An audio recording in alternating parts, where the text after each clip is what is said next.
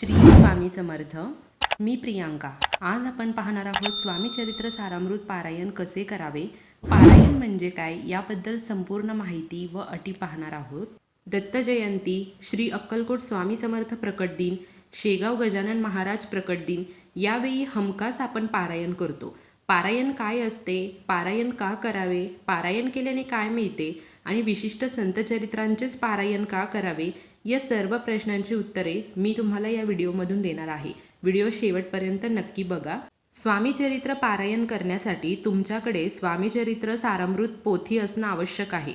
ही पोथी तुम्हाला कोणत्याही आध्यात्मिक म्हणजे जिथे सर्व देवांची पुस्तके भेटतात अशा दुकानामध्ये भेटतील किंवा तुमच्या आसपास जर स्वामी केंद्र असेल तर त्या ठिकाणीही तुम्हाला ही पोथी किंवा तुम्ही ऑनलाईनही परचेस करू शकता. या पोथीचं वाचन करण्यासाठी तुम्हाला कोणत्याही वेळेचं बंधन नसतं. या पोथीचं पारायण तुम्ही सोमवारी, गुरुवारी अशा शुभदिनी सुरू करू शकता. गुरुवार हा स्वामींचा आवडता दिवस आहे, तर या दिवशी तुम्ही या पोथीचं पारायण करू शकता. स्वामीचरित्र सारामृत पारायण हे 1, 3, 7, 11, 21 अशी पारायणं तुम्ही करू शकता. एक दिवसीय पारायण म्हणजे एका दिवसामध्ये तुम्हाला संपूर्ण पोथी वाचून काढायची आहे. 3 दिवसीय पारायण म्हणजे तुम्हाला 3 दिवसामध्ये दररोज 7 अध्याय वाचायचे आहेत. असे तुम्हाला 21 अध्याय 3 दिवसामध्ये वाचायचे आहेत. 7 दिवसीय पारायण म्हणजे तुम्हाला सलग 7 दिवस 3-3 अध्याय दररोज वाचायचे आहे, तेव्हा तुमचे एक पारायण पूर्ण होतं. 11 दिवसीय पारायण म्हणजे दररोज तुम्हाला संपूर्ण पोथी सलग 11 दिवस वाचायचे आहे. आणि 21 दिवसाचं पारायण म्हणजे 21 दिवस तुम्हाला सलग दररोज ती पोथी पूर्ण वाचायची आहे. स्वामीचरित्र सारामृत पारायण यामध्ये एकूण 21 अध्याय आहे, तर या अध्यायाचे तुम्ही 1, 3, 7, 11 किंवा 21 अशी पारायणं करू शकता. स्वामी समर्थ चरित्र सारामृत पारायण करण्यासाठी पूजा कशी मांडावी. एक पाट घ्या, त्या पाटावरती स्वच्छ वस्त्र अंथरा. त्यावरती सर्वात पहिल्यांदा आपल्याला तुपाचा किंवा तेलाचा दिवा लावून घ्यायचा आहे आणि सर्वात प्रथम आपल्याला दिव्याची पूजा करायची आहे. हळद, कुंकू, अक्षता आणि फुले वाहून नमस्कार करा.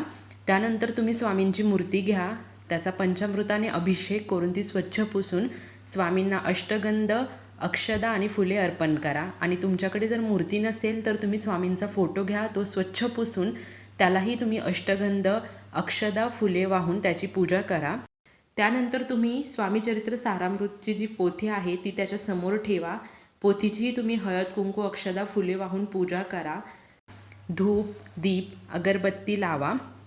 पाटाच्या कडेने तुम्ही छान रांगोळी काढा. त्यानंतर तुम्ही पाटावरती स्वामींच्या मूर्तीच्या समोर घंटी ठेवू शकता. तुमच्याकडे जर जपमाळ असेल तर जपमाळ ठेवा आणि गोड पदार्थाचा नैवेद्य दाखवावा. त्याचप्रमाणे स्वामींसाठी एक तांब्याभर पाणी, जे छोटासा तांब्या मिळतो आपल्याला देवांसाठीचा, त्या तांब्यामध्ये तुम्ही पाणी ठेवा. पोथीचं पारायण करताना मांसाहार पूर्णपणे टाळावा. लोकांची निंदा करू नका, खोटे बोलू नका, कोणाला फसवू नका, दुसऱ्याला त्रास देऊ नका.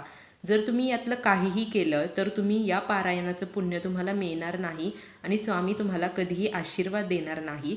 पोथी वाचनापूर्वी आपली कुलदेवी, इष्टदेवता, गुरुदेव व स्वामींचे स्मरण करावे. वडीलधाऱ्यांना नमस्कार करावा. पोथी वाचनापूर्वी संकल्प करणंही तितकंच महत्त्वाचं आहे, कारण संकल्प केल्याशिवाय जर तुम्ही पारायण केलं तर त्या पारायणाचं तुम्हाला कोणत्याही प्रकारचं फळ मिळत नाही. पारायण करताना संकल्प कशा प्रकारे करावा. तुम्ही उजव्या हातामध्ये हळद, कुंकू, अक्षदा, फूल आणि पाणी घ्या.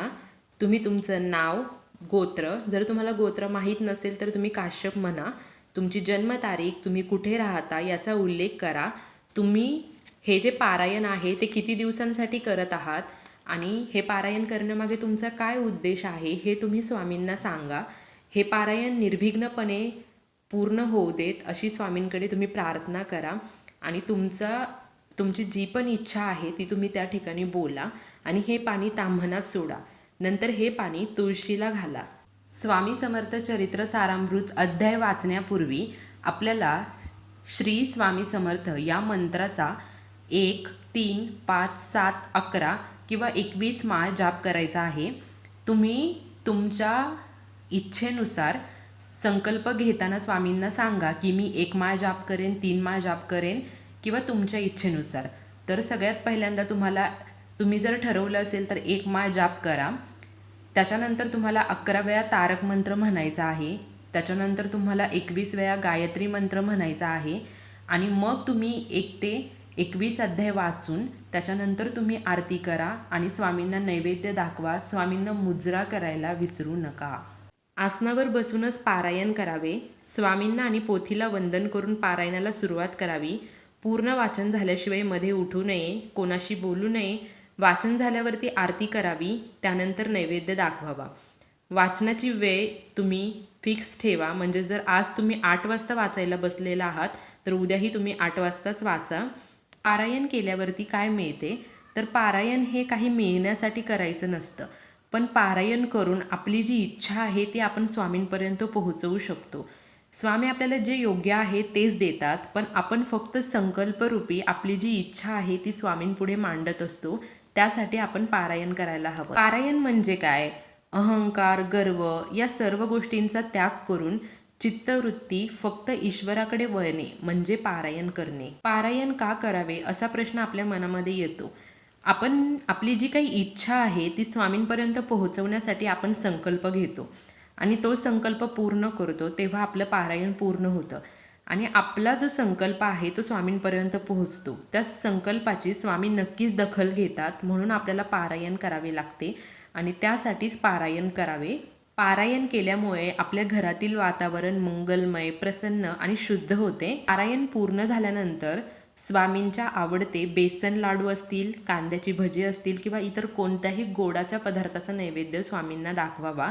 तुम्ही मनापासून श्रद्धेने, भक्तीने पारायण केलं तर तुम्हाला स्वामींची प्रचिती आल्याशिवाय राहणार नाही. तुम्हाला जर हा व्हिडिओ आवडला असेल तर चॅनेलला सबस्क्राईब करा, लाईक, कमेंट आणि शेअर करायला विसरू नका. तुमचे काही प्रश्न असतील, तुमच्या मनात काही डाऊट्स असतील तर ते मला कमेंट्समधून नक्की विचारा. Shri Swami Samarth. Bless you all.